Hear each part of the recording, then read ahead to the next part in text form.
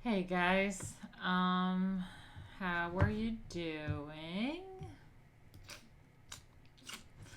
Got a few of you guys in there. Alright, we got 20 people in here. It's alright. Nothing crazy. I'm hoping people get used to it again. I used to get some views in here. Hope people get used to it. But yeah, Sunday stream is going to be about etiquette. Yeah. I don't know how many of you were in last week's stream, but we went over some Emily Post introduction, and the first, like, one of the first people in here, Kung Fu Joe. Don't mind that hissing. That's just my radiator in Brooklyn. This is a New York City radiator right here. I'm gonna fuss with my hair. This camera is terrible. Yeah, we have Kung Fu Joe, and he was saying in here, how people try to cling to the idea that man is not animal, selfish, greedy, lazy, cowardly. And yeah, no, I agree with that. I don't know. I mean, we are animal, but I also feel that we're different than animal. That may sound selfish, but we're made in the image and liking of God. So, I don't know. I feel like we're above animal, but I think I know what you mean. Anyway, so we were working on Emily Post, and I have this this like stuff right here. This is from last week. I did not update anything. So let's update this together. What do we have? We went over what is best society last time from the Emily post on the Gutenberg. I think that's what it is. Gutenberg Press on online. So we did that, and we were starting to get through the introductions, but we didn't really get too much. I don't think we're going to get to the greetings, so let's just stick with the introductions and elaborate on the introductions. So let's see what we have here. We have the correct form that we went over. But we'll do a quick rundown of that. Let's get back into this. I don't know if you can tell what I'm doing, but I'm changing what's happening right here. So, yeah, we're gonna do introduction, which will be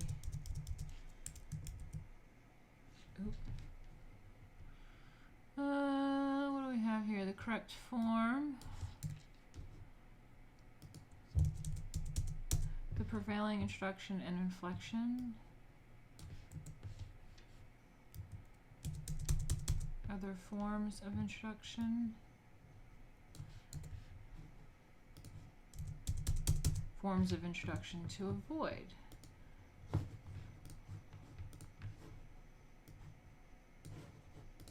Boom, updated that, and I will send you guys a link if you want to follow. Here we go. Alright, I hit the link in the chat. It will also be in the description. Link to Emily post book. Cool.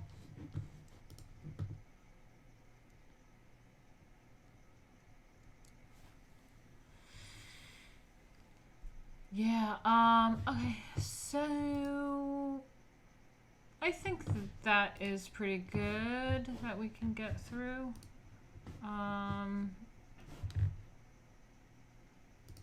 Let me see. Now I'm going to split screen it.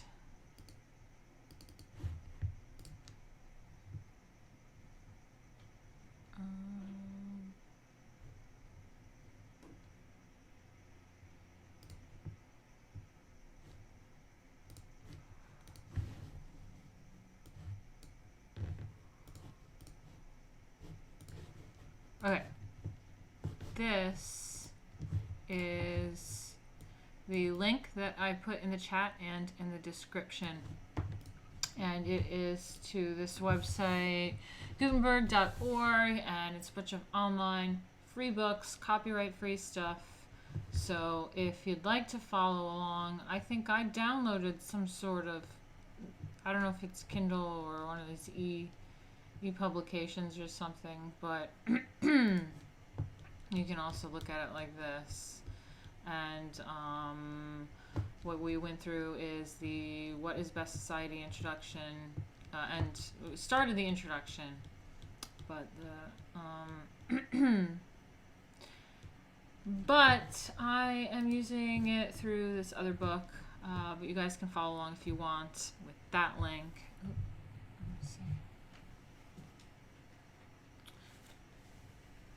And I'm going to put something that looks better on the screen.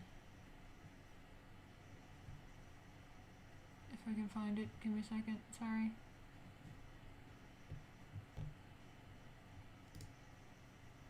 No.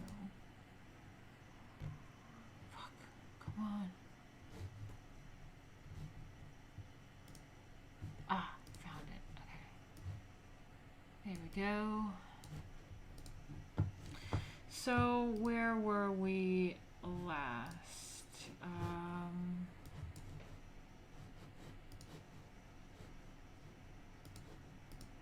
So many things I have to get rid of on my computer.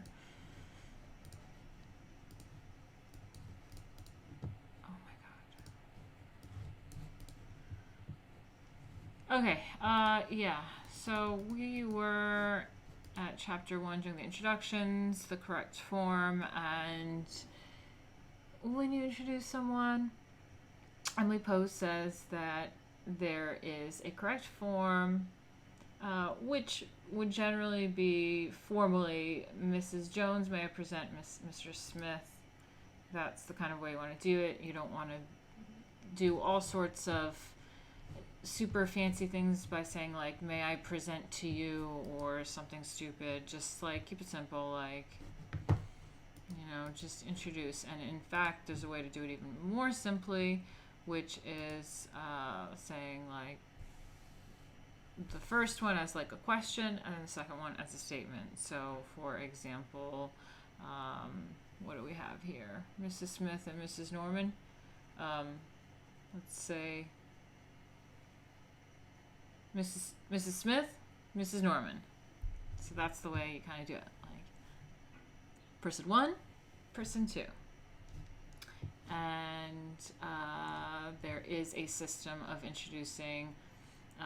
Basically, you always introduce a man to a woman, or someone to an elder, or someone more prestigious. And there are titles, specific titles that you use. Ooh, what is happening here?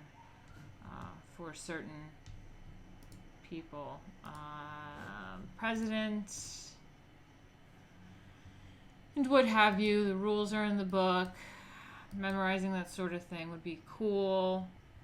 Keep that kind of in the back pocket of your world, and you kind of know that stuff. There's no shame in not knowing it, but it's kind of nice to have these little things to that you understand in this social intercourse. They're always saying social intercourse in that introduction that we read last week. Social intercourse.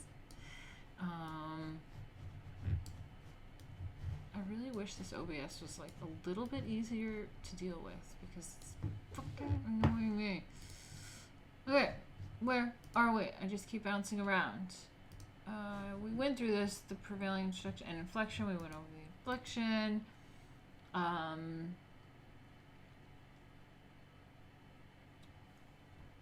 Saying like, have you met so and so, is fine.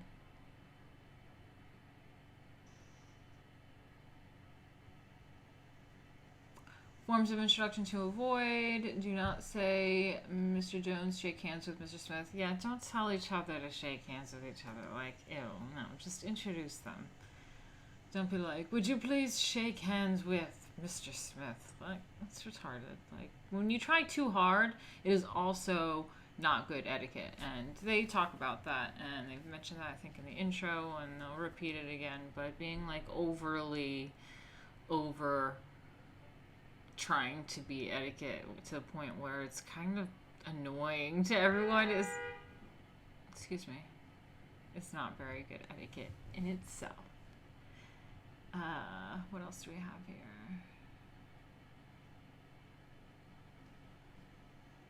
Yeah, so this is where they say, you can say to like Mr. Jones, hey, I want to introduce you to so-and-so, but you go over there and you say that to Mr. Jones, and you don't say it in earshot of whoever you're trying to introduce him to.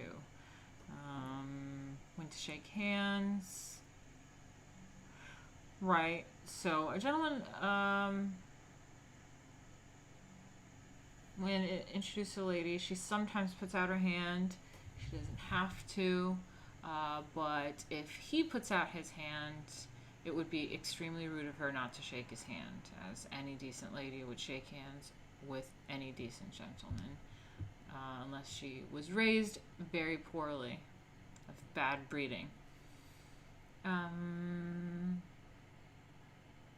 Those that have been drawn into conversation don't usually shake hands on parting, but there is no fixed rule.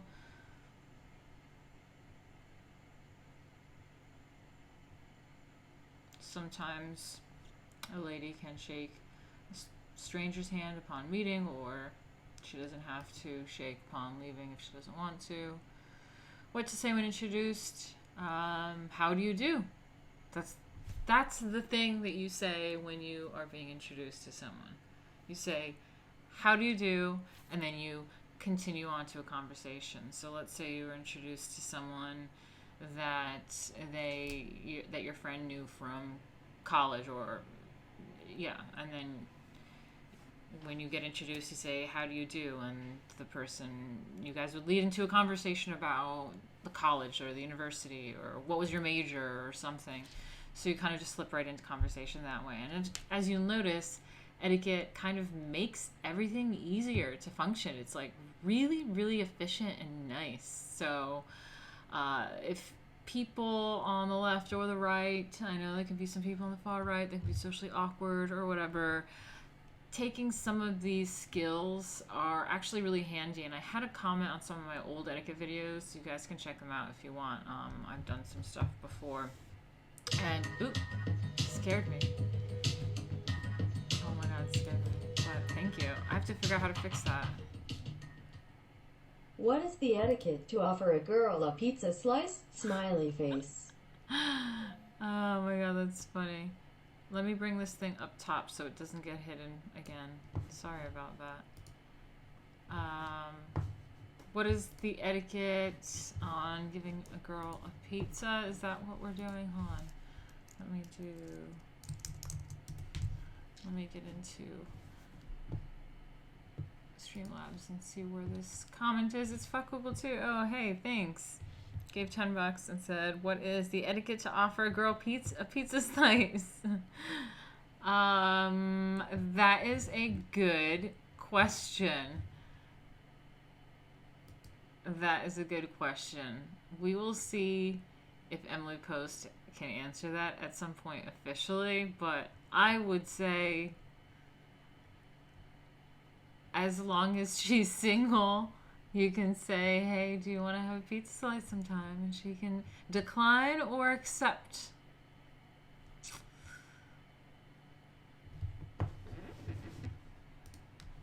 All right, let's see where we are at.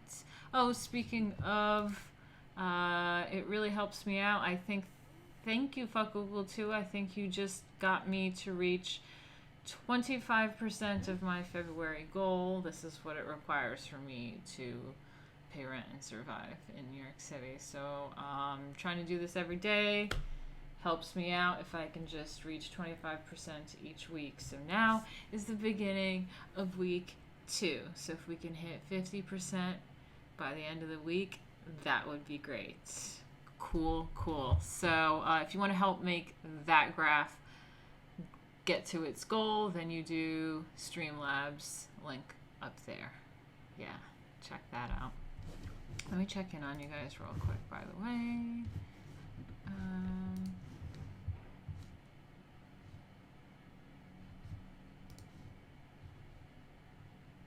Let me see.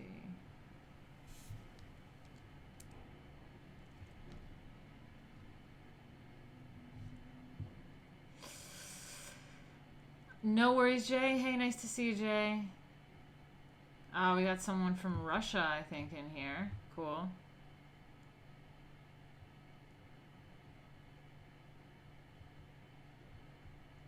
All right, cool. Let's get back into the book. Let's get back into the book. Okay. So,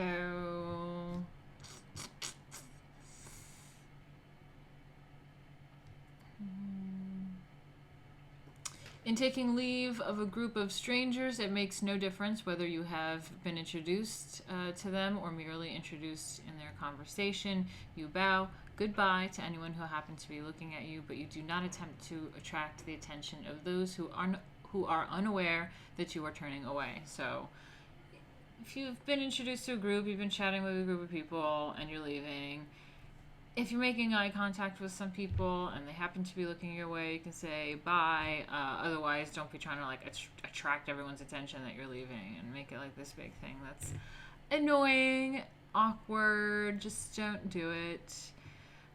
Introducing one person to a group. This one was kind of like awkward for me to understand.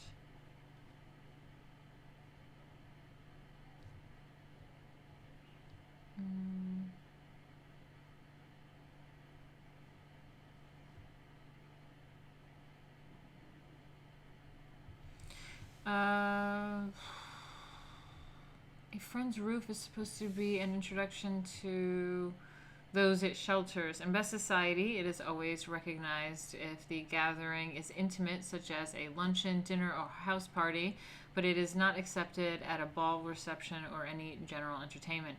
People always talk to their neighbors at table, whether introduced or not. It would be a breach of etiquette not to, but if Mrs. Jones and Mrs. Norman merely spoke to each other for a few moments in the drawing room, it is not necessary that they recognize each other afterwards.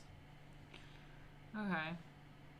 So yeah, just like don't be fucking weird. You can chit chat with each other. New York's bad manners.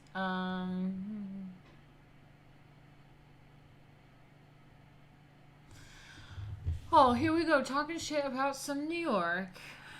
New York's bad manners in 1922, huh? Okay.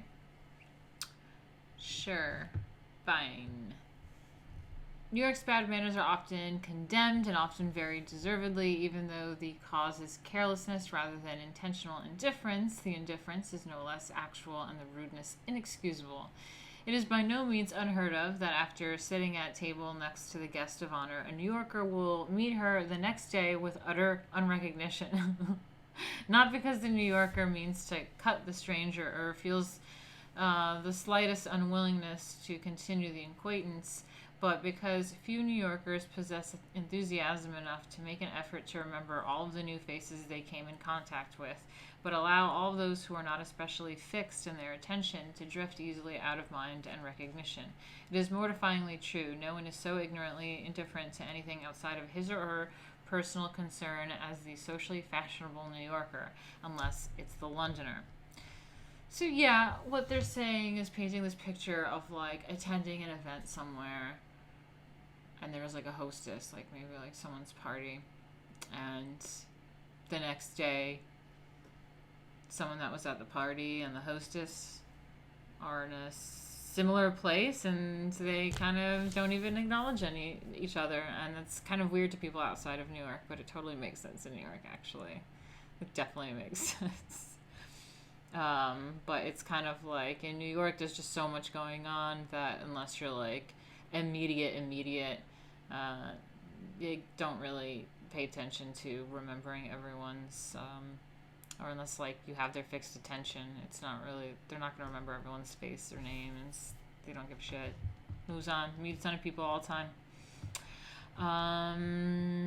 The late Theodore Roosevelt was a brilliantly shining exception, and of course, and happily, there are other men and women like him in this, but there are also enough of the snails in the shell variety to give color to the very just resentment that those from other and more gracious cities hold against New Yorkers. I find that so offensive. We're not that bad. It's just millions of people in the world. How you can't acknowledge and say hello and tip your hat to everyone in New York is just not possible. So there's a different way of interacting. But hey, if someone needs help, New Yorkers are the first ones to help. Like any tourist, or if there's any like situation like terrorist wise, like New Yorkers are the first ones to like come in and like really be generous and save like someone in the train tracks, someone like willing to jump in and like protect the person and have the train run over themselves too. Like New Yorkers are nice, okay? It's just we can't possibly have the same manners as the rest of the world because, you know, it just doesn't make sense in New York. Too many people. Let me check in on you. It is getting really hot in this room. This radiator, damn.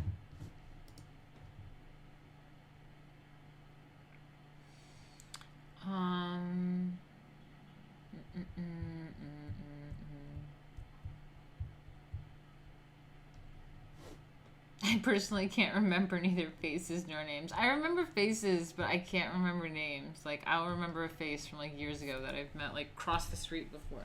I have to open a window. I hope it doesn't make too much noise. But, like, this radiator is, like, blasting. Holy shit. Just want to make sure that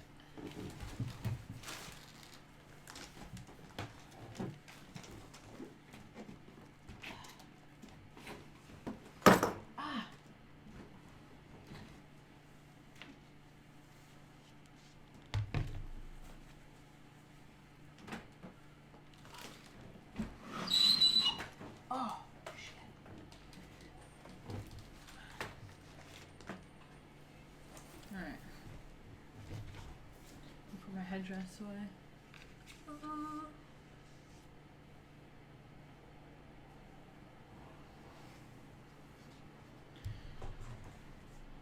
Maybe I opened too much of that.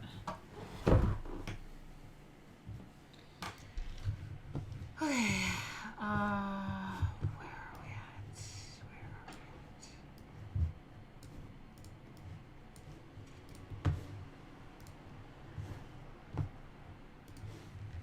Sorry.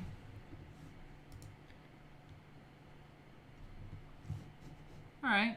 You guys are just chilling. So, where are we? Everywhere else in the world except London, the impulse of self-cultivation, if not the more generous ones of consideration and hospitality, induces people of good breeding to try to make the effort to find out what manner of mind or experience or talent a stranger has, and to remember, at least out of courtesy, anyone for whose benefit a friend of theirs gave a dinner or luncheon. To fashionable New York, however, luncheon was at 1:30 and 3. There is something else occupying that moment. That is all. It's true. Nearly all of people. Oh fuck! Now it is getting loud out there. Let me know if that gets too annoying. It's kind of distracting.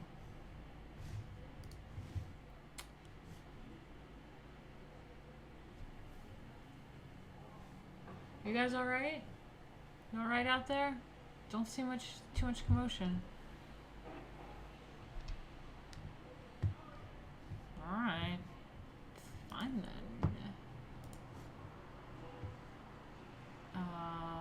Where are we? Nearly all people of the Atlantic coast dislike general introductions and present people to each other as little as possible. In the West, however, people do not feel comfortable in a room full of strangers. Whether or not to introduce people, therefore, becomes merely a question of propriety, but of consideration for local customs.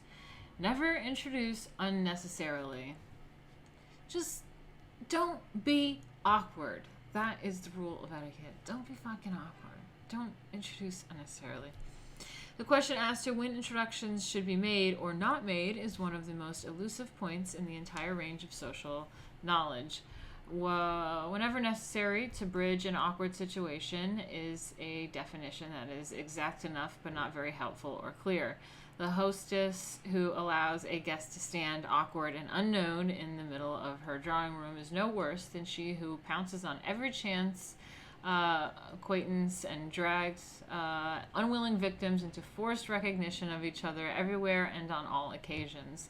The fundamental rule never to introduce unnecessarily brings up the question, which are the necessary occasions? So don't be awkward, don't over-introduce, and don't not introduce people. Don't make it awkward. First in order of importance is the presentation of everyone to guest of honor, whether the guests are distinguished strangers for whom a dinner is given, or a bride and groom, or a debutante being introduced to society. It is the height of rudeness for anyone to go on an entertainment given in giving in honor of someone and fail to meet him, even though one's memory is too feasible to remember him afterwards. So yeah, if you're attending an event where there's like a host, there's like a guest of honor or whatever, like it's really rude not to go to the host and meet that person of honor. So that's a rule of thumb to keep in mind. Introductions at dinner. The host must always see that every gentleman either knows or is presented to the lady he is to take in to dinner, and also, if possible, to the one who is to sit at the other side of him. What? Let me reread that. Did not click that one. That one did not click. Hold on, I'm just checking in on you guys, seeing if you're keeping up, and if you have any anecdotes, which is always fun.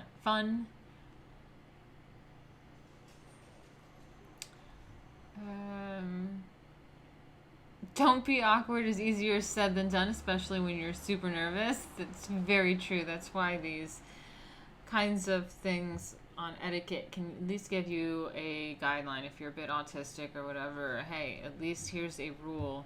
a code that you can go by.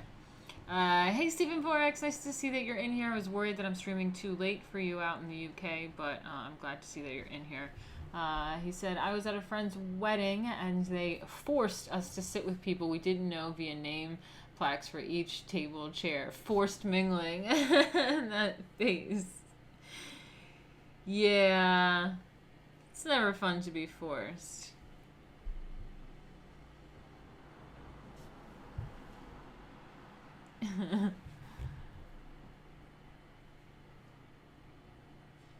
Luckily, get on with most people, but don't like to be mandated for me.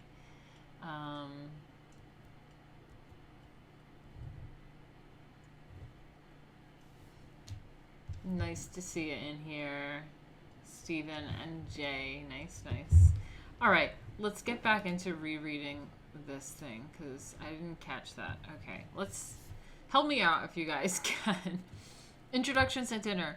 The host must always see that every gentleman either knows or is presented to the lady he is to take in to dinner. So, wait, what? What is like take in? Do you see where I'm at? I'm at introductions at a dinner. The host must see that every gentleman either knows or is presented to the lady he is to take in to dinner. So,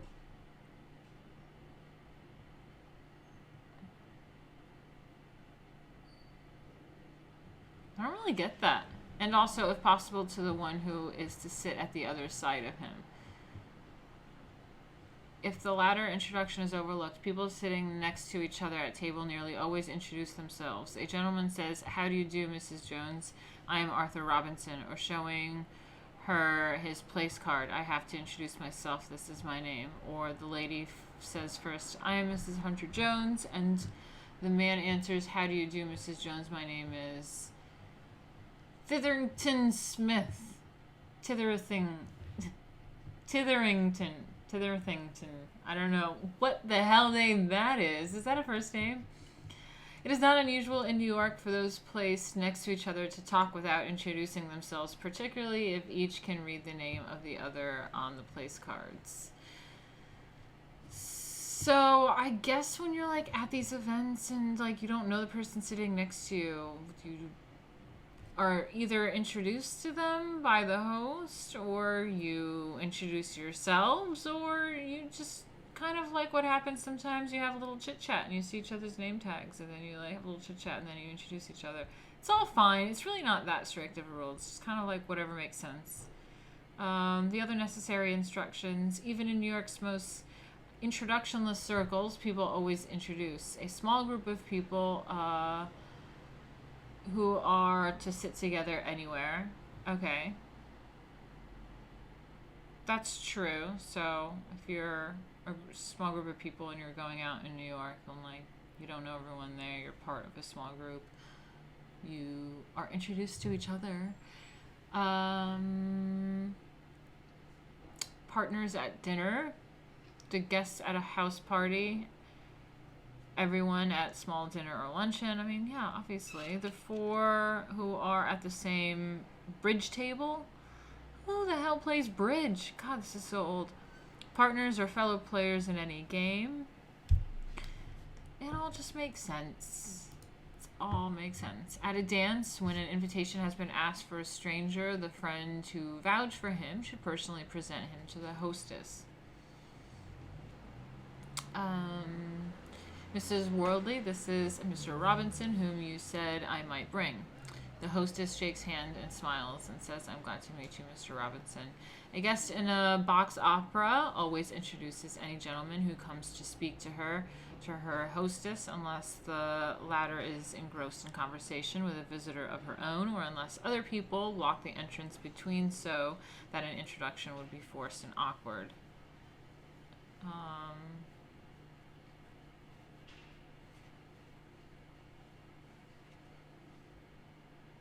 So if you're in the same box at an opera, you introduce, unless like people are in conversation, because then that's awkward. Again, don't be awkward. Ooh! A newly arriving visitor in a lady's drawing room is not introduced to another who is taking leave, nor is an animated conversation between two persons interrupted to introduce a third, nor is anyone ever led around a room and introduced right and left. That's interesting, actually. So it says a newly arriving visitor in a lady's drawing room. What the fuck is a drawing room, actually? Hold on, let's look this up. What is a drawing room? Drawing room? Oh, so like a living room or like a family room, to like entertainment room. Okay, got it. Okay, so a newly arriving visitor in a lady's drawing room is not introduced to another who is taking leave. Yeah, that would be awkward. Someone's coming, someone's going. It's weird. Nor is an animated conversation between two persons interrupted to introduce a third. Two people in heavy conversation don't come around trying to introduce a third person and interrupt their conversation. Rude and awkward. Nor is anyone ever led around a room and introduced right and left. That has happened to me, and it is kind of awkward, but like handy for like networking and shit. And if that's the purpose, fine, I guess. But yeah, I can see why that would not be good etiquette. Kind of just like introduce people at parties when it's convenient. You're talking to someone, someone else approaches, something's happening, things are happening, and you have the opportunity to end up introducing people and meeting that way. Let me just check in on you guys for a second.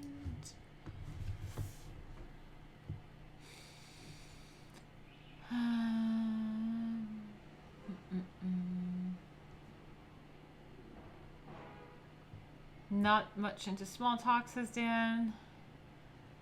Bigwig says, I get super shy around pretty girls and hate it.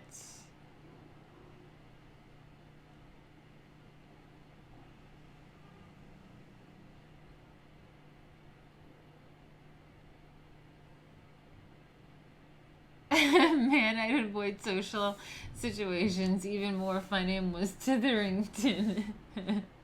That's actually a really interesting name. Kind of into it.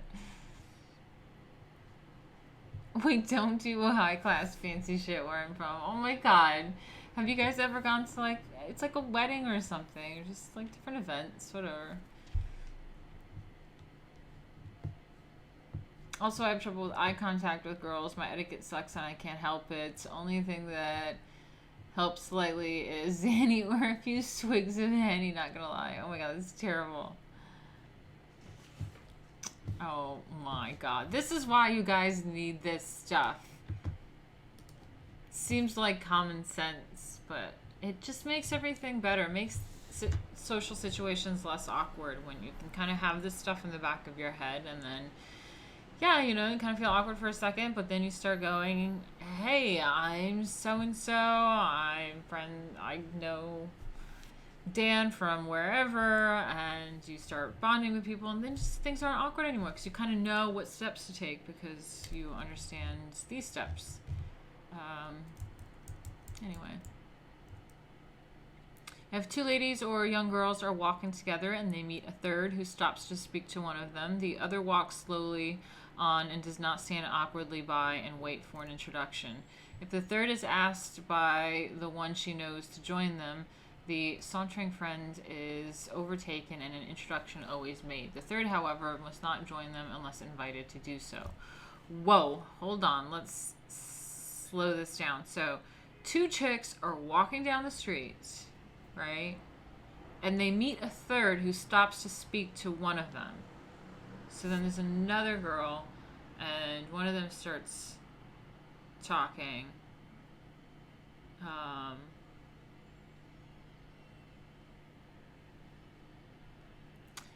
The other walks slowly on and does not stand awkwardly by and wait for an introduction. If the third is asked by the one she knows to join them, the sauntering friend is overtaken and an introduction always made. So then if like she's like, hey, come hang out with us, then they introduce each other and they go and hang out. But the third one is never to join them unless specifically invited to do so, because then just like joining them, awkward, that's rude, you just don't do it. If you're invited, you can go hang out with them, but if you are not invited and you see two people on the street that you know, you're not invited to that party. At a very large dinner, people expecting the gentlemen and ladies who are to sit next to each other at the table are not collectively introduced. After dinner, men in the smoking room or left at the table always talk to their neighbors whether they have been introduced or not.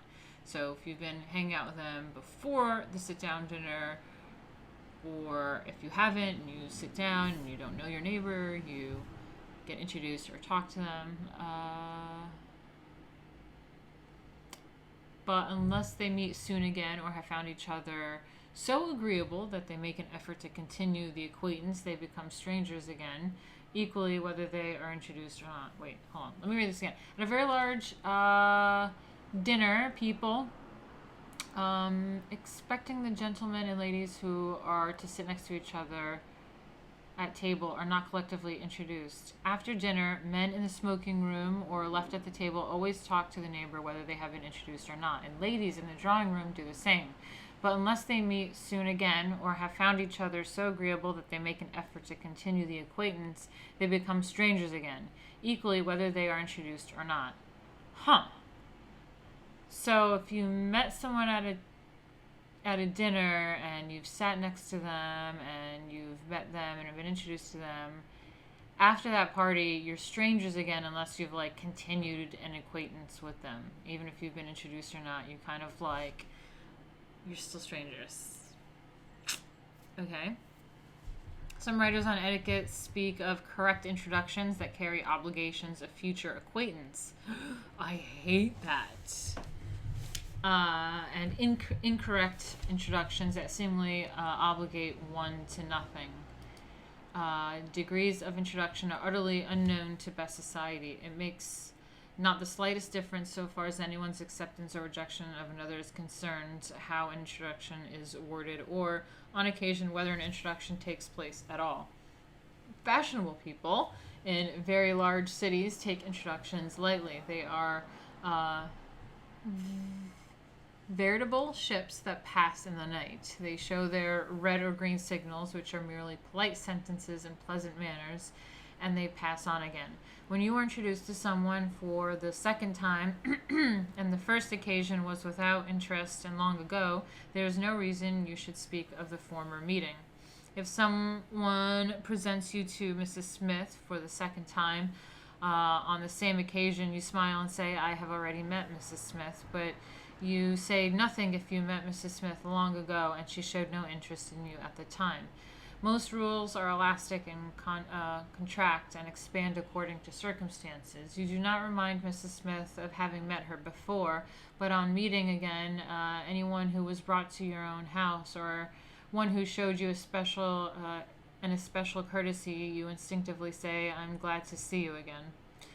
So yeah, there's no like fixed rules. Just don't be awkward. It's what makes sense. You don't generally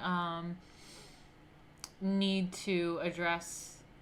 I mean, I think it's kind of handy to when someone says like, "Oh," because sometimes I'm a New Yorker. I meet tons of people. I go to tons of events, and so sometimes I don't recognize people that I've met before at some random thing one time, and sometimes people are like, "Oh, I've met you at this like," and then they say the specific party or event or whatever time and place, and I'm just like, "Oh yeah," and then we get into that. So I think that would be totally fine, even though Emily Post is saying like not to necessarily bring up the first time they were introduced if it was like a while ago and no one was really interested in it, but I do see why it kind of like, I think it helps make sense. As far as a New Yorker goes, maybe like in another town or city, that's awkward, but not to me. Let me see.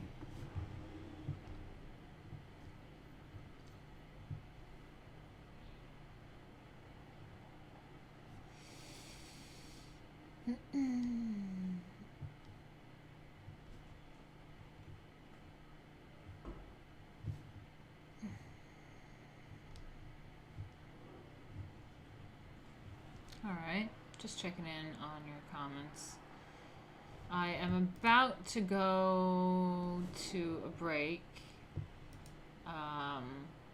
in like maybe 10 minutes, but another show opportunity, just letting you know that you can always help this number get to 50% by going to streamlabs.com/Martina Markota TV.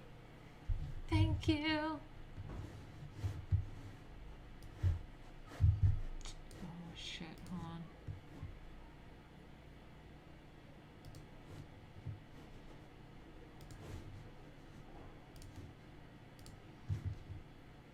All right.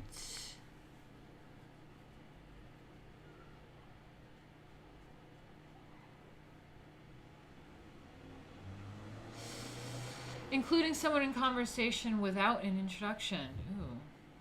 Ooh.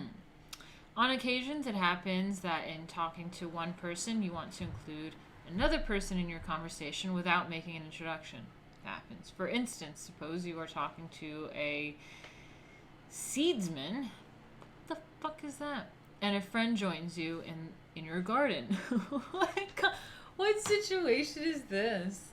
So you're talking to your seedsman, and a friend wants to join you in your garden. You greet your friend and then include her by saying, Mr. Smith is suggesting that I dig up these cannas and put in delphiniums.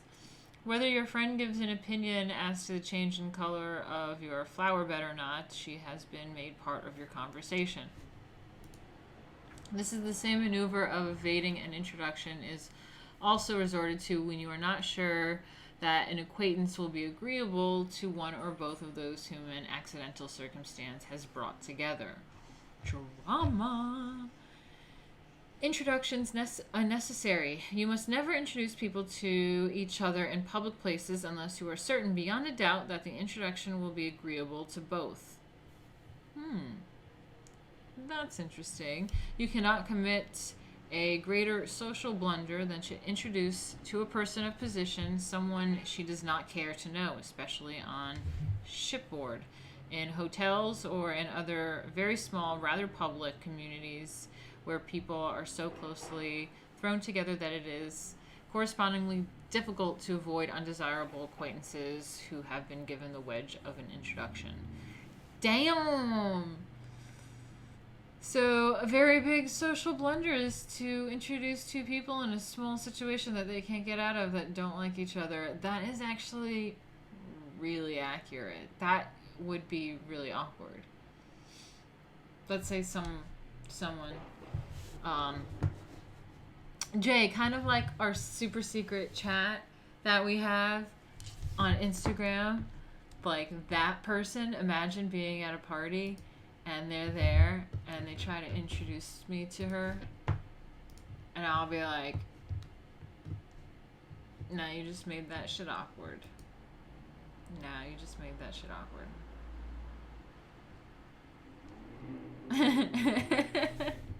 Dan Smith said, I ran into my friend Titherington in my garden just the other day.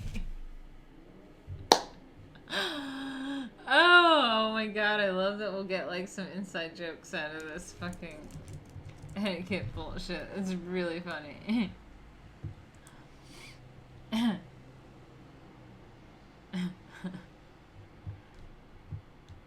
haven't heard the term seedsman before. We just say gardener now. Fuck. So funny. Alright, where are we at?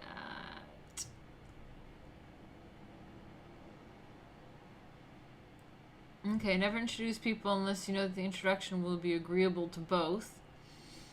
Got that. As said above, introductions in very large cities are unimportant. In New York, where people are meeting new faces daily, seldom seeing the same one twice a year. True. It requires a tenacious memory to recognize those one hoped most to see again, and others are blotted out at once. That is so true. You only remember people that you know you want to meet again, and everyone else is just bloop, gone.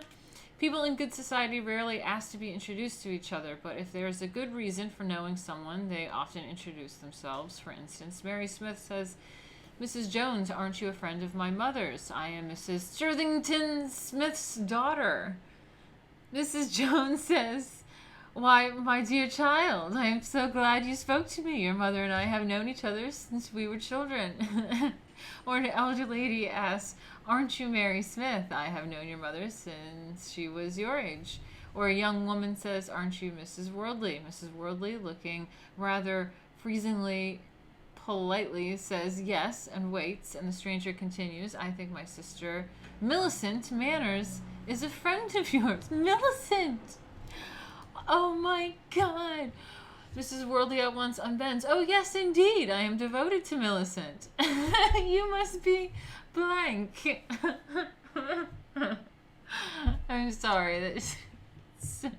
I'm Alice. "Oh, of course. Millicent often talked of you and your lovely voice. I want very much to hear you sing sometime."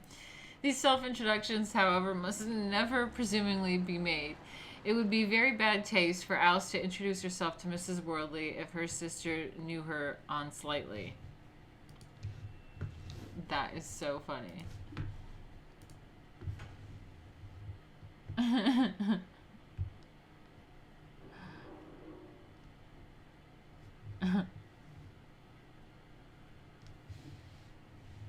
I'm sorry, Eduardo. Yeah, I've been live for like about an hour.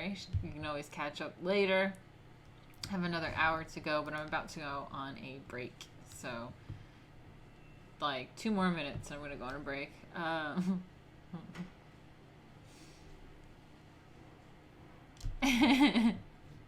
Yeah, it is literally a 1922 text. It really, literally is, Steven. It's so ridiculous. "Oh, why, of course, Millicent." It's so retarded. A business visit, not an introduction. A lady who goes to see another to get a reference for a servant. Oh, we got servants. A lady who goes to see another to get a reference for a servant or to ask her aid in an organization for charity would never consider such a meeting as an introduction, even though they talked for an hour, nor would she offer to shake hands and leaving. On the other hand, neighbors who are continually meeting gradually become accustomed and say, "How do you do?" when they meet, even though they never became acquaintances. So, yeah, this is like saying two things. And again, I think that part of not good etiquette is like attempting to be overly etiquette. So just like overly introducing and stuff like that. People tend to like try to overly shake hands or like overly be polite. And there are sometimes like situations where it's actually in good etiquette to maintain a relative distance. So like a lot of the times if someone's doing work for you or whatever, or you don't treat them as a friend. It's not that it's disrespectful, but it's having these levels of interpersonal relationships or interpersonal relationships where they like that person, they're not my friend. They aren't someone that I see at the store. They work at this place, and you treat them accordingly. Like knowing them and seeing them every day, there is no proper introduction, and it's like you can say how do you do, and you guys know each other, but it's just like a different relationship. You don't go into the formalities and shake hands. Everyone wants to shake hands now every 2 seconds, and it's like shaking hands when you leave, and shake hands a million times to say goodbye. Like, you don't have to shake everyone's hand when you meet them. Some people are just like, they work there and they did a good job. You can thank them and whatever, but it's not necessarily treat them the exact same way that you do a good friend. Anyway, let's see what time it is. Okay.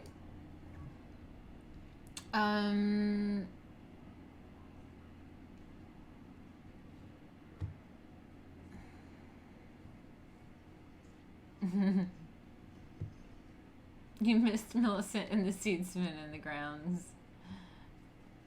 Me and Buffy are going to play badminton in the country club. That sounds fabulous, actually.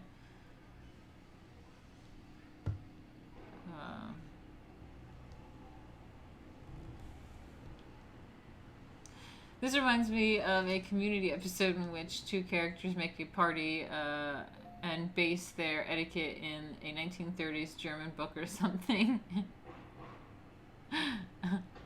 That's really funny. Wait, what are you guys talking about? East? Oh, you're talking about time. Yeah, it's 6:30. Yeah, sorry that it's so late, Steven, but I'm trying my best to figure out prime time to stream. Right now it's looking okay. We got 32 viewers. We have $10 in Streamlab donations.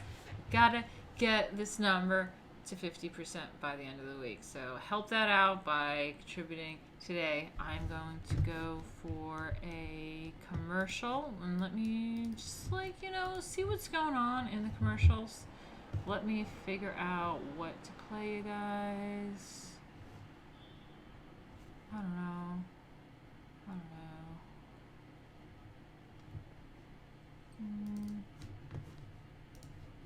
Let's try this. Alright, see you guys in a few minutes.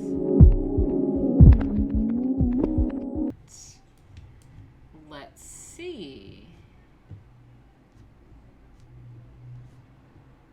Oh, we have a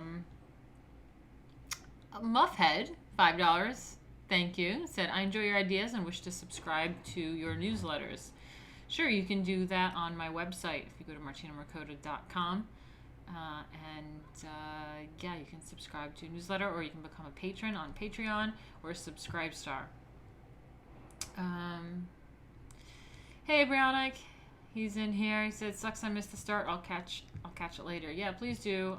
We're at the second hour, the second half. So check out the first half later. We were just going over some more introductions and some non-introductions. Introductions.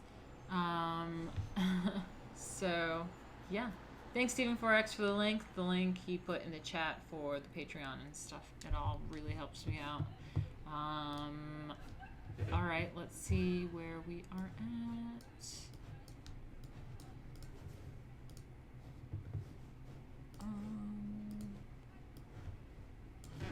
Hold on a second. Okay, so we are at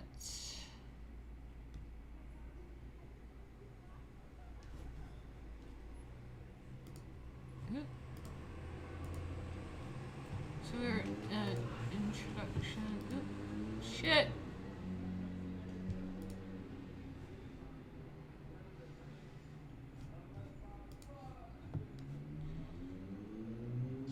Salutations of courtesy. Oh no, we're just at introductions. Shake hands.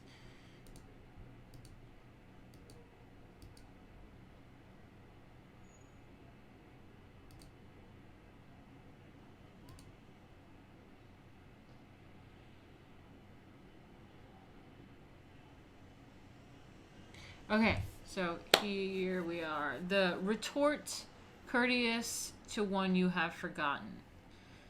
Okay, think about that. The retort courteous to one that you have forgotten. This happens all the time, and it's really awkward and people don't know what to do. So let's see what Emily Post says.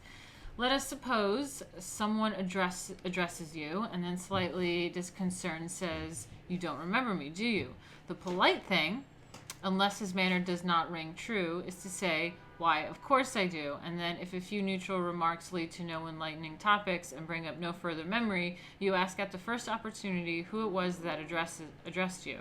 If the person should prove actually to be unknown, it is very easily to repel any further advances. But nearly always you find it someone that you ought to have known, and you're hiding the fact that your forgetfulness saves you from rather a rude, stupid situation of blankly declaring, I don't remember you. So, let's think about this again. So, you don't remember someone, and they're saying the polite thing to say is that you do remember them, that it's bad to say that I don't remember, which is weird. I would think you just kind of want to be upfront and try to get them to remember you, but they say, but you try to say that you do, and then have some few neutral remarks to try to bring your memory to remember them.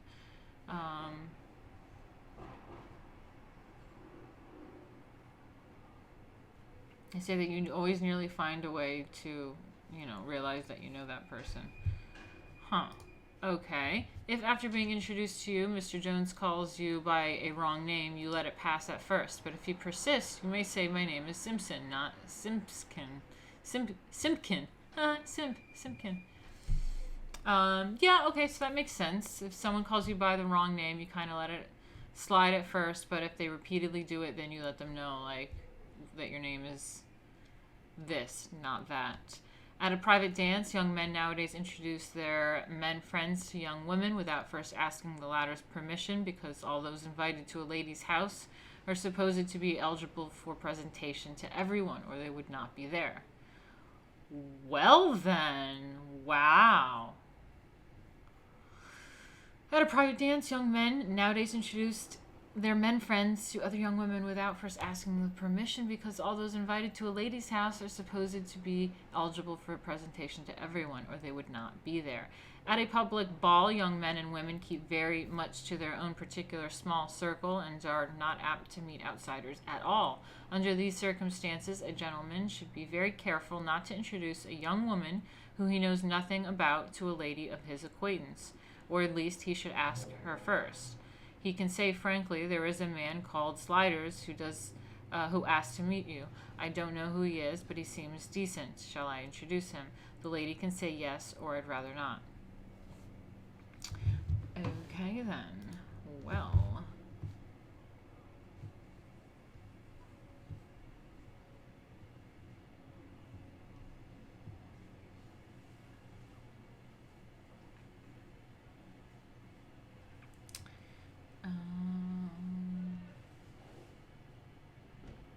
Okay, let me just see what you guys are saying. Stephen Forex has a story.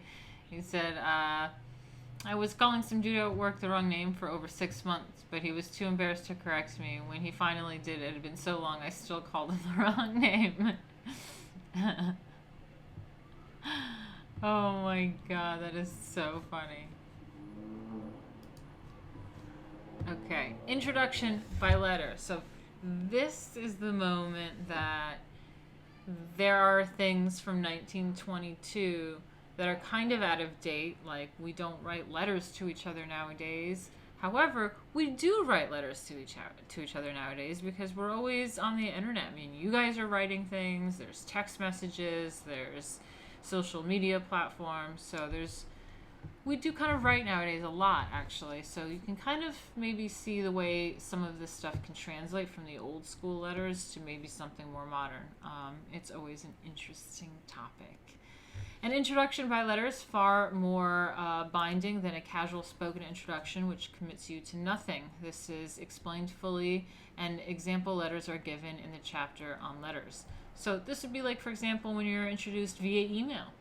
That happened to me just the other day. I was for business stuff, for Lady Alchemy stuff. You get introduced to some other person that works in the industry that could help you book a thing, and they want to make an introduction. So, introduction by letter. A letter of introduction is handed you unsealed always. Okay, a letter of introduction is handed you unsealed always. It is correct for you to seal it at once in the presence of its author. You thank your friend for having written it and go on your journey. Well, I love this vision of getting a handwritten letter and having it sealed in front of the person that was its author.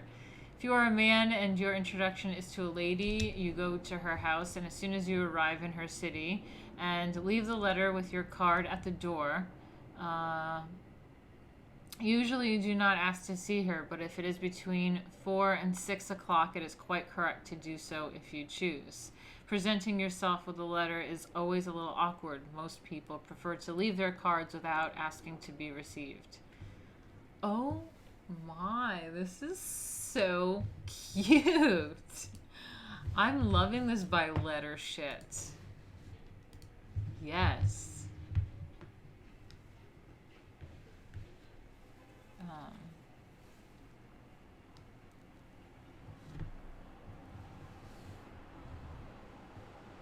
Sorry, I was just reading your comments. Okay, I'll get back to it. I love this letter shit. If your letter is to a man, you mail it to his house, unless the letter is a business one. In the latter case, you go to his office and send in your card and the letter. Meanwhile, you wait in the reception room until he has read the letter and sends for you to come into his private office. If you are a woman, you mail your letter of social introduction and do nothing further until you receive an acknowledgement. If the recipient of your letter leaves her card on you, you in return leave yours on her. But the obligation of a written introduction is such that only illness can excuse her not asking you to her house, either formally or informally. When a man receives a letter introducing another man, he calls the person introduced on the telephone and asks how he may be of service to him. If he does not invite the newcomer to his house, he may put him up at his club or have him take luncheon or dinner at a restaurant, as the circumstances seem to warrant. So, okay, this is interesting. So, you're making an introduction, and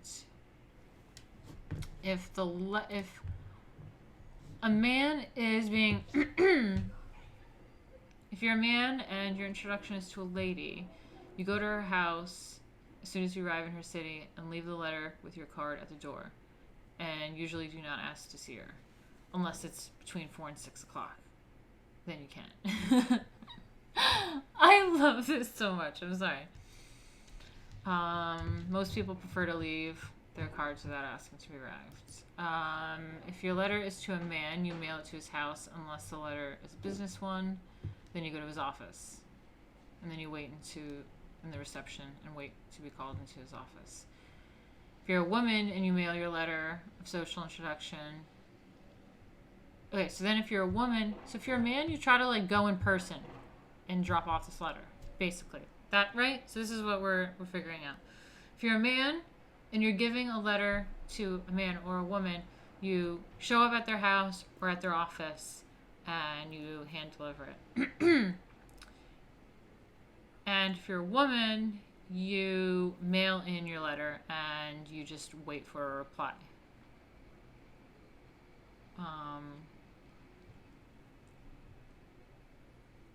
If the recipient of the letter leaves her card on you, you in return leave yours on her. But the obligation of a written introduction is such that only illness can excuse her not asking you to her house, either formally or informally.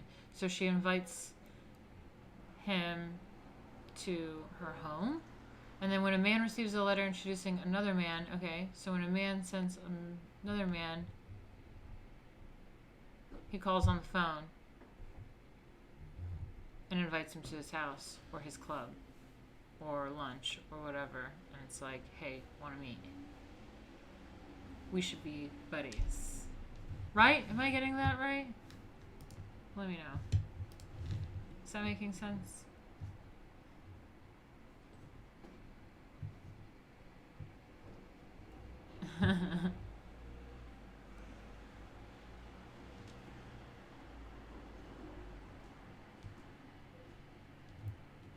Indeed, we live in a society. Okay. Yep. Well, it's interesting. We can always sort through it. You guys can look at it yourselves. The link is in the description. But we will move on to chapter 2. Greetings. What to say when introduced. As explained in the foregoing chapter, the correct formal greeting is, how do you do?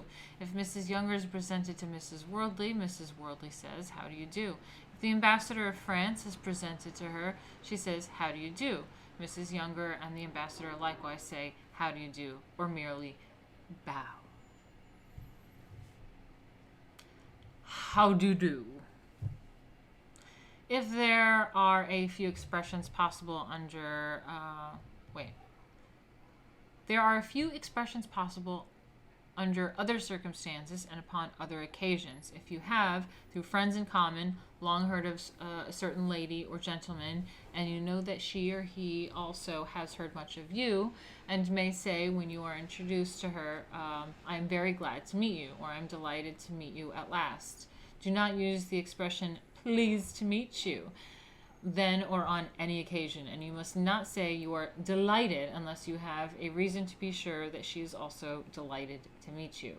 To one who has volunteered to help you in charitable work, for instance, you would say, it is very good of you to help us or to join us.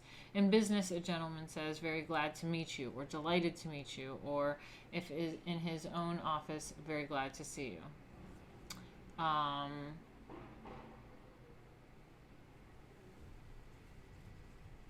Informal greetings. Informal greetings are are almost as limited as formal, but not quite. For besides saying how do you do, you can say good morning, and on occasion how are you, or good evening. On very formal occasions, it is the present fashion to greet an intimate friend with hello. In very informal occasions, it's fine to greet someone with a hello. This seemingly vulgar situation is made acceptable by the tone in which it is said. To shout hello is vulgar, but hello Mary, or how do you do John, each spoken in an ordinary tone of voice, sounds much the same. But remember that hello is spoken, not called out. If never used except between intimate friends who call each other by their first name. So, hello as a greeting is fine as long as it's said in a normal tone and not yelled. No yelling. There are only two forms of farewell, goodbye and good night. Never say au revoir unless you have been talking French or speaking to a French person. Never interlard your conversation with foreign words. Interlard your conversation with foreign words or phrases when you can possibly translate them to English, and the occasions when our mother tongue will not serve are extremely rare. So don't try to be a douche and say shit in French and what have you. Can you say pardon though? I feel like saying pardon. Trying to be overly fancy is also bad etiquette, you will notice. Very often in place of the overworn how do you do, perhaps more often than not, people skip the words of actual greeting and plunge instead into conversation. Why, Mary, when did you get back? Or what is the news with you? Or what have you been doing lately? The weather, too, fills with equal faithfulness. Isn't it a heavenly day? Or horrid weather, isn't it, England? It would seem that the variety of weather was purposefully devised to furnish mankind with unfailing material for conversation. In bidding goodbye to a new acquaintance with whom you have been talking, you shake hands and say, goodbye, I am very glad to have met you. To one who has been especially interesting or who is somewhat of a personage, you say, it has been a great pleasure to meet you. The other answer, thank you. So pretty much goodbye, good night. Don't be overly pretentious. You can say hello, but don't shout. You can use the weather. You can avoid the, how do you do, or, so the response to being introduced or a response to a greeting can be just going right into a conversation, or getting into conversation about weather. The weather is always a neutral thing to talk about. I like to use that.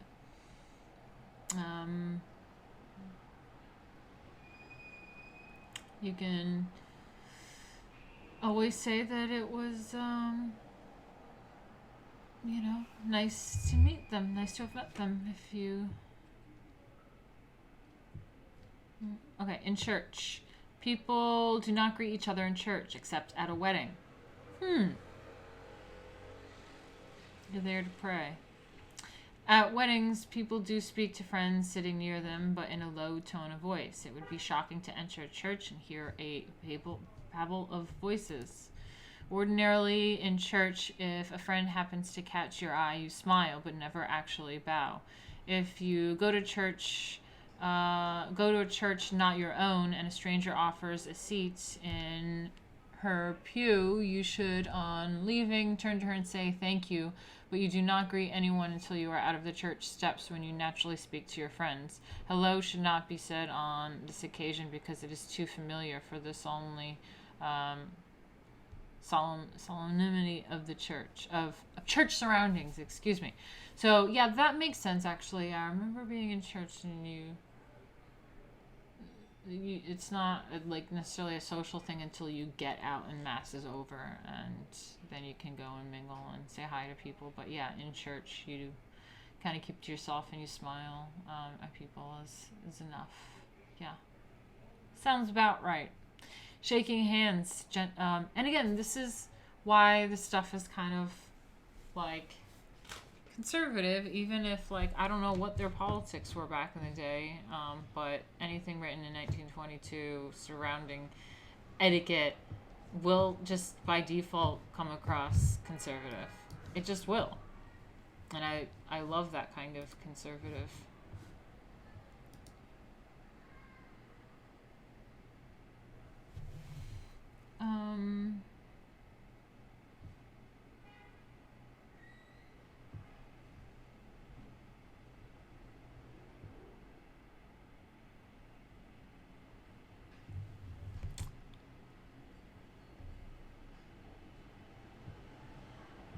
Anyway, I'm trying to figure out what you guys are talking about.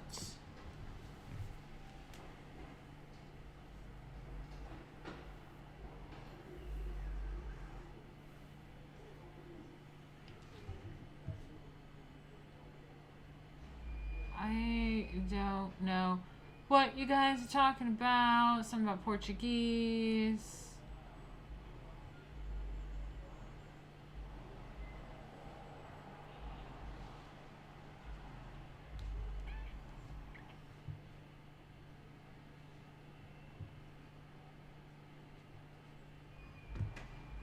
All right, just catching up on you guys. Sorry. It would help if I had some help. Shaking hands. Okay. Gentlemen always shake hands when they are introduced to each other. Ladies rarely do so with gentlemen who are introduced to them, but they usually shake hands with other ladies if they are standing near together. All people who know each other, unless merely passing, shake hands when they meet. A gentleman. So basically, everyone shakes hands, but like, a lady doesn't have to shake hands with a man, but again, if he extends, it would be rude not to shake his hand. A gentleman on the street never shakes hands with a lady without first removing his right glove. Oh my god, I love this shit, okay? Here, listen to this. A gentleman on the street never shakes hands with a lady without first removing his right glove. Back when people wore gloves, men wore gloves.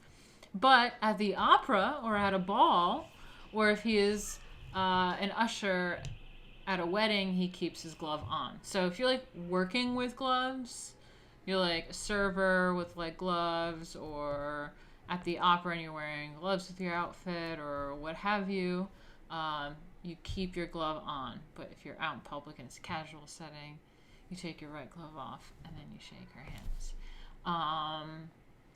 Personality of a handshake. A handshake often creates a feeling of liking or of irritation between two strangers. Who does not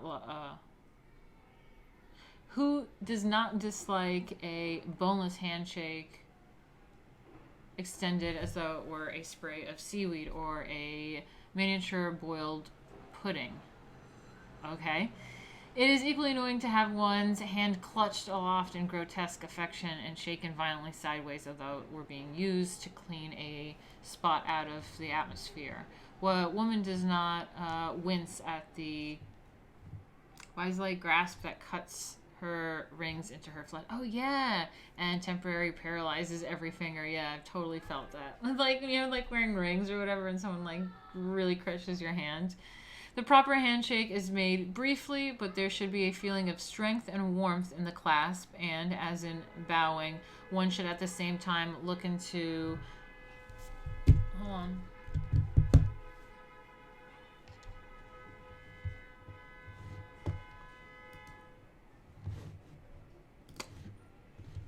Okay.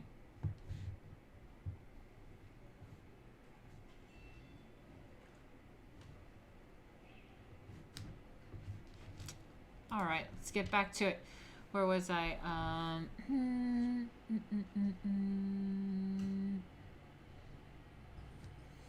The proper handshake is made briefly, but there should be a feeling of strength and warmth in the clasp, and in bowing, one should at the same time look into the countenance of the person whose hand one takes. In giving her hand to a foreigner, a married woman always. Wait. In giving her hand to a foreigner, a married woman always relaxes her arm and fingers, and it is customary for him to lift her hand to his lips. But by a relaxed hand is not meant like a wet. Okay, so basically not like a wet rag, like not like the, but like ooh. A hand should have life even though it be passive.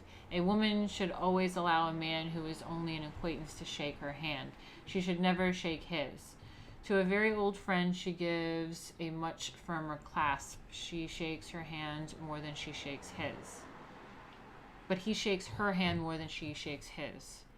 Oh my God, the detail of shake. Younger women usually shake the hand of the older, or they both merely clasp hands and give them a dropping movement rather than a shake and let go. Oh my God. Polite greetings from younger to older. It is the height of rudeness for young people to not go and shake hands with an older lady of their acquaintance when they meet her away from home. If she is a hostess to whose house they have often gone, it is not at all necessary for either young women or young men to linger and enter into a conversation unless the older lady detains them, which she should not do beyond the briefest minute. Older ladies who are always dragging young men up to unproposing partners are studiously avoided, and with reason, but otherwise it is inexcusable for any youth to fail in the small exaction of polite behavior. If a young man is talking with someone when an older lady enters the room, he bows formally from where he is, and it would be rude to leave a young girl standing alone while he went up to speak to Mrs. Worley or Mrs. Top Lofty. But a young girl passing near an elder lady can easily stop for a moment, say, "How do you do, Mrs. Jones," and pass on. People do not cross a room to speak to anyone unless to show politeness to an acquaintance who is a stranger. Scared me. Steven. Thank you. I still shake hands with old friends when we meet up. Lifelong friends, I mean. It's a Brit thing. Maybe.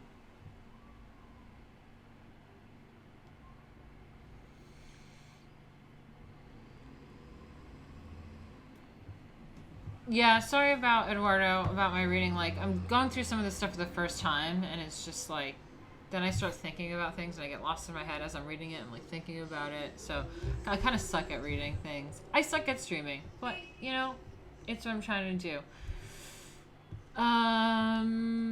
But yeah, Eduardo said, it amazes me the detail of the shaking hands, really. Mostly because I agree with almost everything, but it never goes right. Yeah, I mean, everything in the book, like, pretty much kind of agree with, but it's interesting to see it written out and kind of go through all the stuff. But innately, it's, like, pretty intuitive. Like, yeah, that makes sense.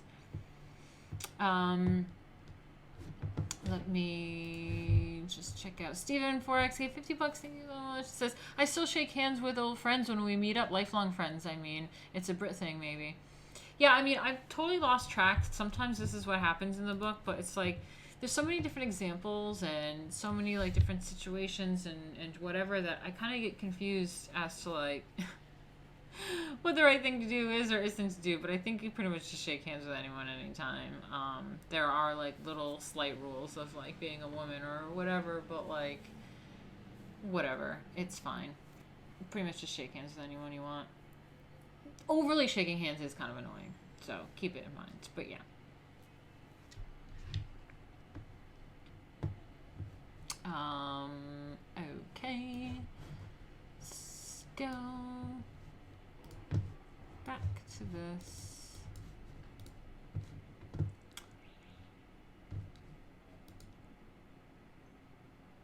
Oh, wait. Where are we at? Okay, so we're at 1 hour and 37 minutes, so around 20 minutes.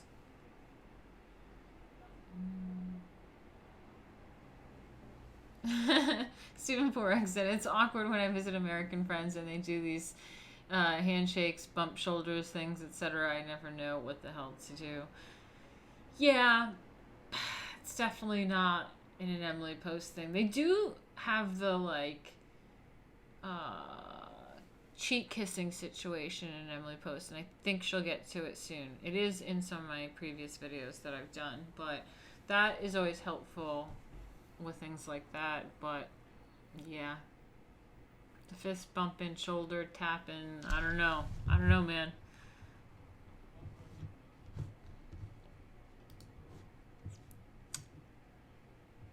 Salutations of courtesy.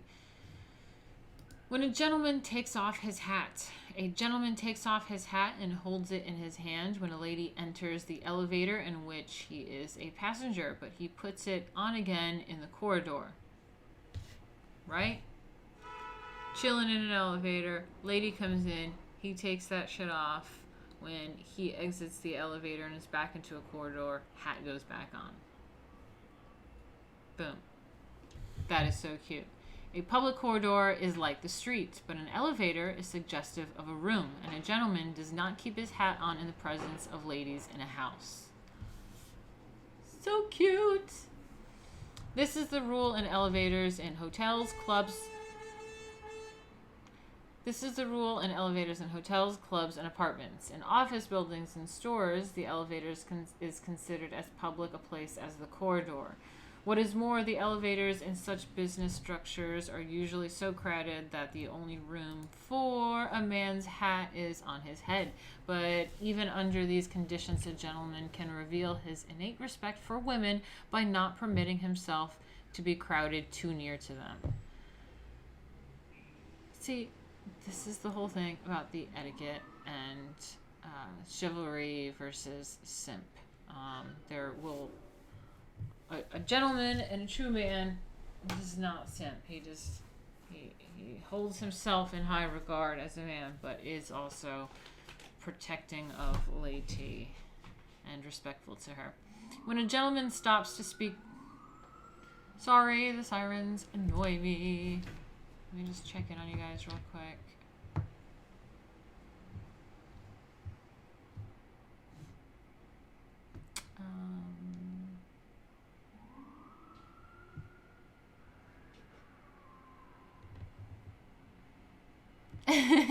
Every time someone honks their cars, it's so noticeable that Martina gets a step closer with murder.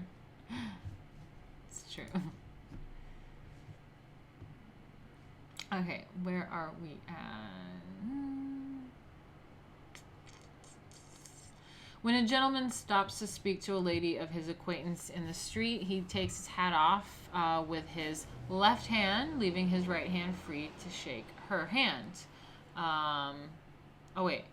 When a gentleman stops, he takes his hat off with his left hand, leaving his right hand free to shake hands, or he takes it off with his right hand and transfers it to his left. If he has a stick, he puts his stick in his left hand, takes his hat off with his right hand, transfers the hat also to his left hand, and gives her his right hand. If they walk ahead together, he at once puts his hat back on. But while he is standing in the street talking to her, he should remain hatless. There is no rudeness greater than for him to stand talking to a lady with his hat on and a cigar or cigarette in his mouth. Okay, so when he stops and talks to a lady, he takes his hat off. If they start continuing to walk and talk, he puts his hat back on. Got it. A gentleman always rises when a lady comes into a room. In public places, men do not jump up every single time a strange woman who happens to approach. But if any woman addresses a remark to him, a gentleman at once rises to his feet as he answers her. In a restaurant, when a lady bows to him, a gentleman merely makes the gesture of rising by getting up halfway off his chair at the same time bowing. Then he sits back down again. So you go like this, and you go like that. It's the kind of thing you do. When a lady goes to a gentleman's office on business, he should stand up to receive her, offer her a chair, and not sit down until after she is seated. When she rises to leave, he must get up instantly and stand until she has left the office. It is not necessary to add that every American citizen stands with his hat off at the passing of the colors and when the national anthem is played. If he didn't, some other more loyal citizen would take it off for him. Also, every man should stand with his hat off in the presence of a funeral that passes close or is blocks away. Okay, so that's really interesting. You know, man takes his hat off around women in rooms, puts it back on in public. He stands up when a lady is approached at a table, you know, comes into the table, the guest table.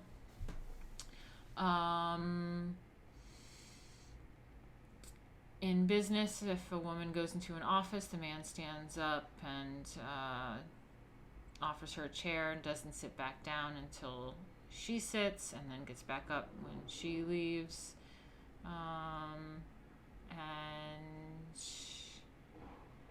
you take your hat off with the passing of the colors and the national anthem, and when there is a funeral that is nearby, a man will take his hat off. That is quite lovely, is it not? That is so lovely.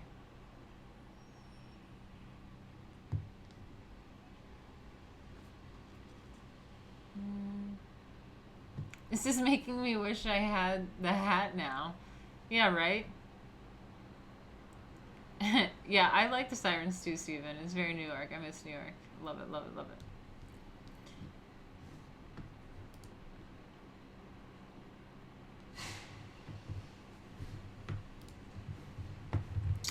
Sorry, give me 2 seconds, guys. I'm just checking out some things.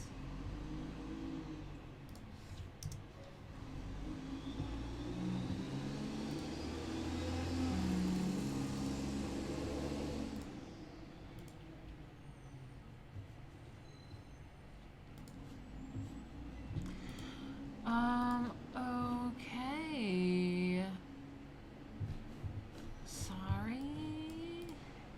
Let's get back to it. Ooh!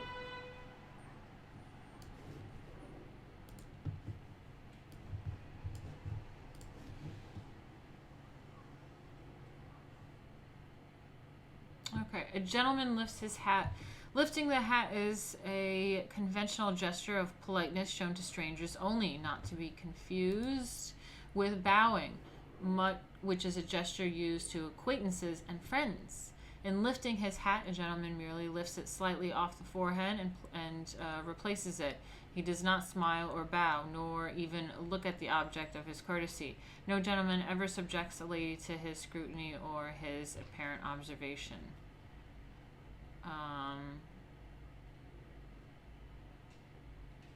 If a lady drops her glove, I kind of like that. So it's like this little thing that men can do, which is just like lift the hat a little bit, just like slightly lift. So it's like walking around giving little like signals of like, hey, chill.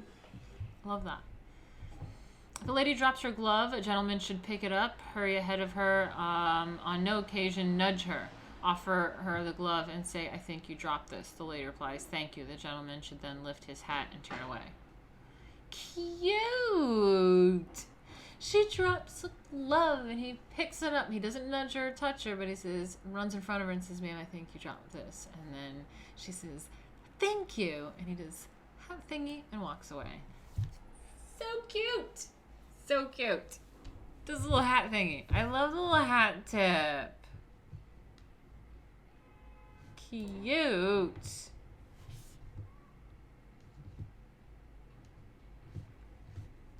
Cute. Ooh. Fox Mulder. Cool. Thank you. Thank you so much, Fox Mulder. That means a lot. We are at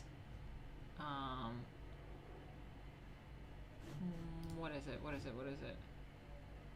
32.5% today. Thank you. Yay. Gotta stay on track for the month, you know. Thank you so much. Let's see. Where are we at? Okay. The little hat tip is so cute.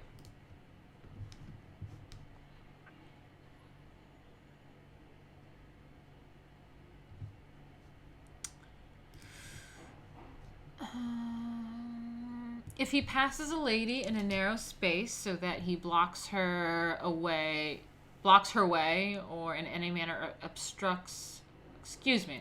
Let me try this again. I'm so shitty at reading this. If he passes a lady in a narrow space so that he blocks her way or in any manner obtrudes upon her, he lifts his hat as he passes. Boop. I love it. Oh my god, I wish I was the dude with the hat now. Just slipping by one. Boop. So cute.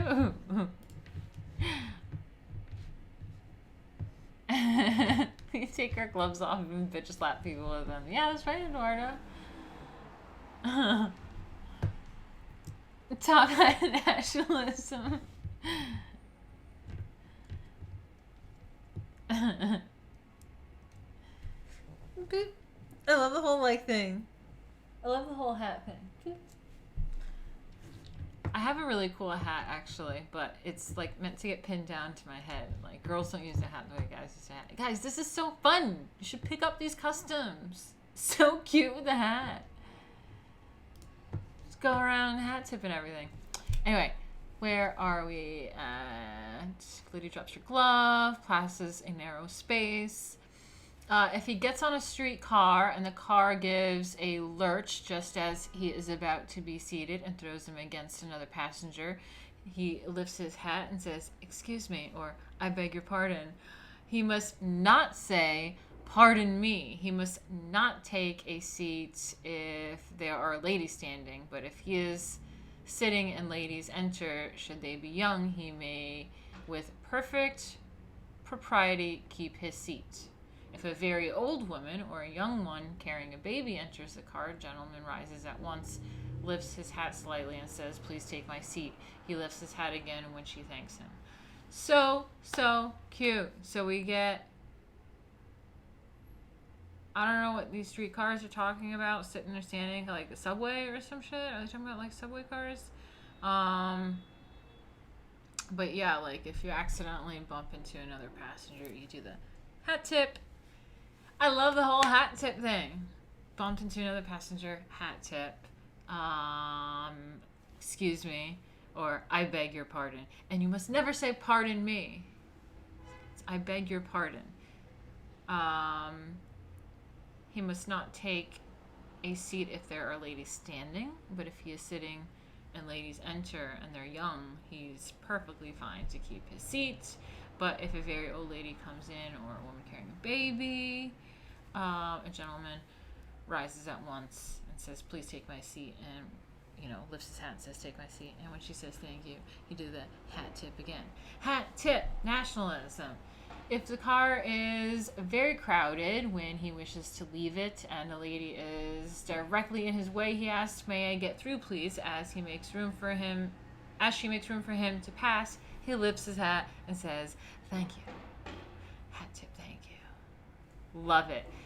If he's in the company of a lady in a streetcar, he lifts his hat to another gentleman who offers her a seat, picks up something as she has dropped, or shows her any civility. So at any situation, pretty much, to show any civility, you do the hat thing. Boom. He lifts his hat if he asks anyone a question, and always if, when walking on the street with either a lady or gentleman, his companion bows to another person. In other words, a gentleman lifts his hat whenever he says "excuse me," "thank you," or speaks to a stranger or is spoken to by a lady or by an older gentleman. And no gentleman ever keeps a pipe, cigar, or cigarette in his mouth when he lifts his hat, takes it off, or bows. Okay. Interesting.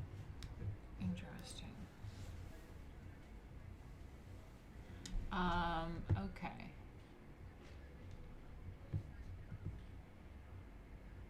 see what you guys are talking about.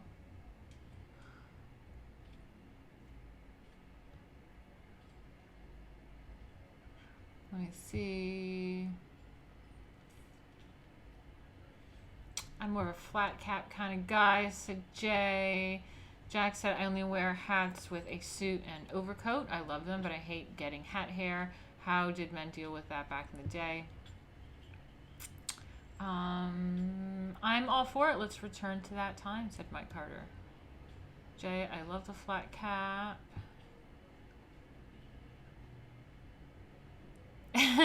Big A178 said, my grandpappy used to tip his hat to men dressed as women.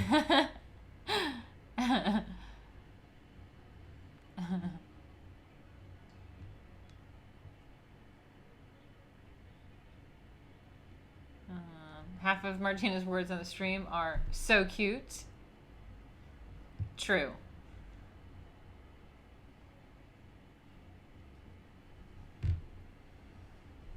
I wonder if any guy actually put the coat over a puddle of water for female to walk over.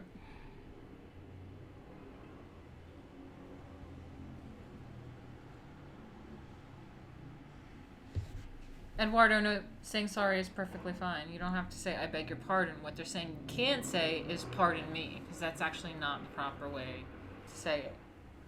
It's, I beg your pardon.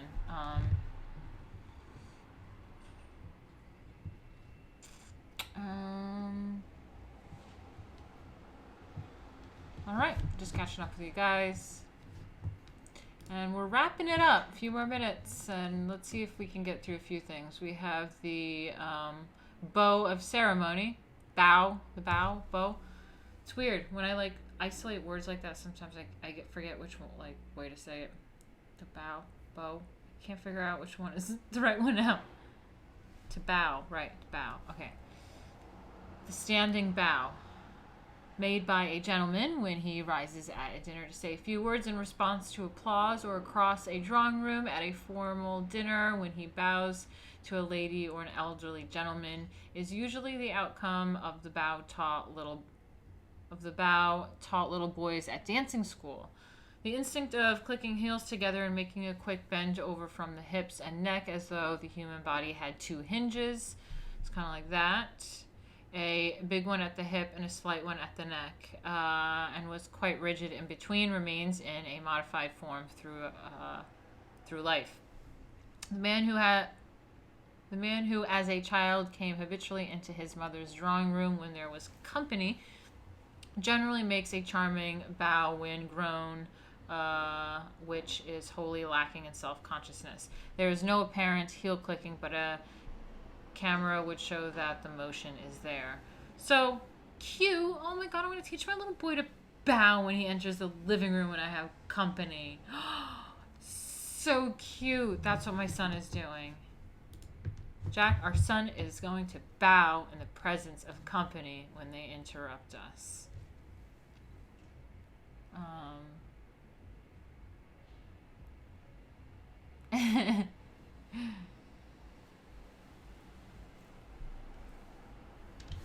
Anyway. Oh my god, Eduardo, stop. I'm going to say cute a lot. I think it's all so cute. Come on, we're talking about little boys. I'm going to teach my little boy to bow when he walks into the living room. Excuse me, mommy. Mommy. Can I get some tea? In every form of bow, a distinct from merely lifting his hat, a gentleman looks at the person he was bowing to. In a very formal standing bow, his heels come together, his knees are rigid, and his expression is rather serious. That kind of bow. The informal bow, why is that doing that? I don't like that. It's like halfway through the page. The informal bow is merely a modification of the above. It is easy and unstudied, but it should suggest the ease of control. Oh my god. Can't read, and this isn't helping me. Fuck. Why is this doing this? Hold on, I'm going to try to refresh it. No! I have to like hold it in place. Okay, that helped actually. Hold on a second. Hold on a second.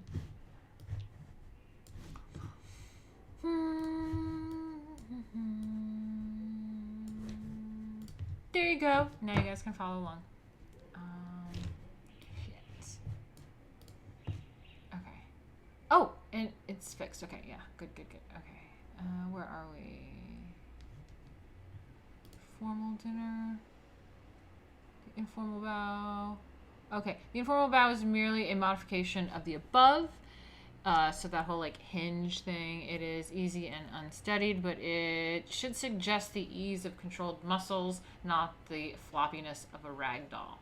So it's about control and not. In bowing on the street, a gentleman should never take his hat off with a flourish, nor should he sweep it down to his knee. Nor is it graceful to bow by pulling the hat over the face as though examining the lining. The correct bow when wearing a high hat or derby is to lift it by holding the brim directly in front. Take it off merely high enough to escape the head easily. Bring it a few inches forward, then back somewhat. And I don't know. Jack, can you understand? Does anyone understand how to do this? Put it back on again.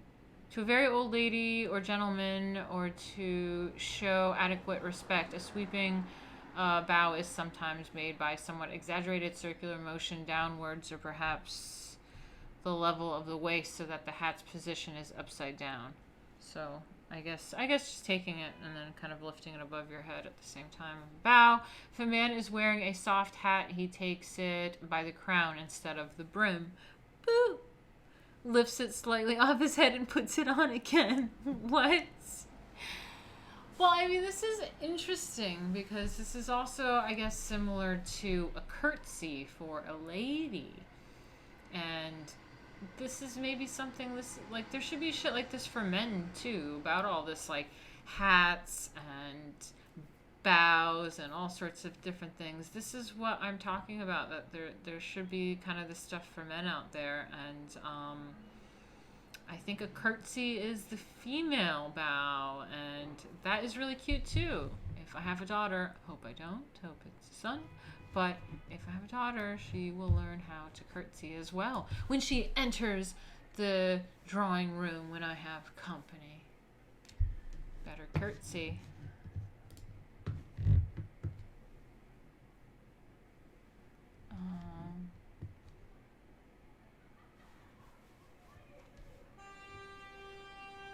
Oh, oh.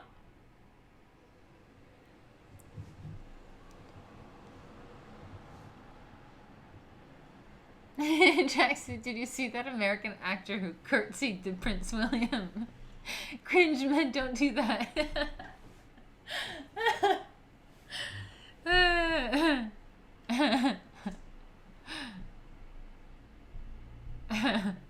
So funny. Okay, anyway, it's been 2 hours, guys. I want to get out of here, unless anyone has something really important to say or a really big contribution to make. Do it now, say it now, and I'm going to get out of here.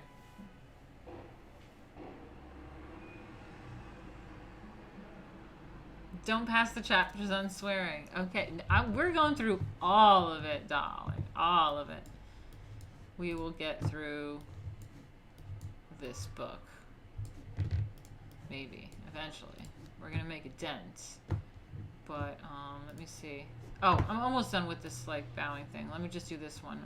The bow to a friend is made with a smile. To a very intimate friend, often with a broad grin that fits exactly with the word hello. Like, you know, different bows with the face. Then there's the serious bow. Remember the...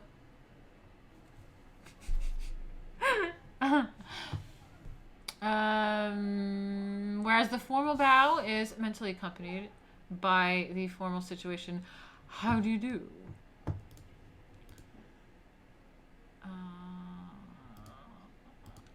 Okay, yeah, let's just get through this. Let's get through this. The bow of a woman of charm. Ooh, I love that. A woman of charm. The reputation of Southern women for having the gift of fascination is perhaps due not to prettiness of feature more than to the brilliancy or sweetness of their ready smile. That Southern women are charming and feminine and lovable is proverbial. How many have noticed that Southern women always bow with the grace of a flower bending in the breeze and a smile like sudden sunshine. The unlovely woman bows as though her head were on a hinge and her smile sucked through a lemon. Nothing is so easy for a woman to acquire as a charming bow. It is such a short and fleeting duty, not a bit of trouble really, just to incline your head. So lift your head up and spontaneously smile as though you thought, why, there is Mr. Smith. How glad I am to see her. Even to a stranger who does her a favor, a woman of charm smiles and says, thank you. Thank you. That's what I'm all about. Even to strangers, you're polite to people around you. I'm so sick of this, like, I don't get respect unless people respect me. Blah, blah. Like, well, no, then no one's respecting anyone. You have to go around being like, why, thank you. Someone says, you have beautiful eyes. Why, thank you. And you walk away. That's it. Even to a stranger who does a favor, a woman of charm always smiles and says thank you. As a possession for either woman or man, a ready smile is more valuable in life than a ready wit. The latter may sometimes bring enemies, but the former always brings friends. When to bow. Under formal circumstances, a lady is supposed to bow to a gentleman first, but people who know each other well bow spontaneously without observing this etiquette. I need to learn a good bow. Shit. And I'm a dancer. I need to have a proper bow. I need to use that more often. I'm excited. That's cute. I'm a New Yorker. Definitely not a Southern lady. In meeting the same person many times within an hour or so, one does not continue to bow after the second or third at most meeting. After that one either looks away or merely smiles. Unless one has a good memory for people, it is always better to bow to someone whose face is familiar than to run the greater risk of ignoring an acquaintance. The cut direct. For one person to look directly at another and not acknowledge the other's bow is such a breach of civility that only an unforgivable misdemeanor can warrant the rebuke. Nor without the gravest cause may a lady cut a gentleman. But there are no circumstances under which a gentleman may cut a woman who, even by courtesy, can be called a lady. Okay, not sure what cut means, what they're getting to when they say cut, but it is interesting that nor without the gravest cause may a lady cut a gentleman, but there are no circumstances under which a gentleman may cut a woman who, even by courtesy, can be called a lady. Such a funny insult. On the other hand, one must not confuse absent-mindedness or forgetful memory with an intentional cut. Anyone who is preoccupied is apt to pass others without being aware of them, and without the least warrant of friendly regard. Others who have bad memories forget even those whom they were much attracted. This does not excuse the bad memory, but explains the seeming rudeness. A cut is very different. It is a direct stare of blank refusal, and is not only insulting to its victim, but embarrassing to every witness. Happily, it is practically unknown in polite society. Well, you know what? That was not unknown when I was like in high school or when I go to my hometown sometimes, because it's just like, you know someone, and it's just like, there's like that awkward, we know each other and we're ignoring each other kind of thing. Rude. Okay, there we go. Now we are at chapter 5, and it is the end of the stream today. And this is when we get back next week, on the street and in public. I'm going to teach you guys how to act on the street. People be acting a fool on the street. Left and right.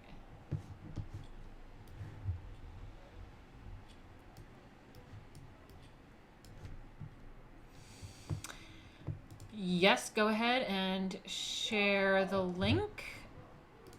Please share anything you'd like. And I think I'm going to get out of here, but I'm going to read your questions real quick.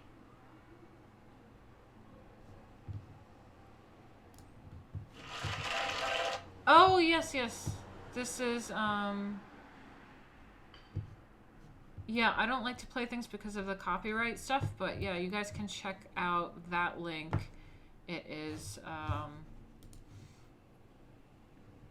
some vintage shit. Also, I have in my old etiquette videos, if you guys check it out, it's a bit more concise. This is a stream, so just 2 hours of rambling, and you guys like chit-chatting and interacting with me. But if you want a little bit more of the like bang bang videos, I did edit some, and they're kind of fun. They have some vintage commercials in there, which I should really dig up for this stream. I should dig up a lot more of them and kind of play them for the commercials instead of the Metacog ones. Okay. All right. I'm out of here, guys. Bye.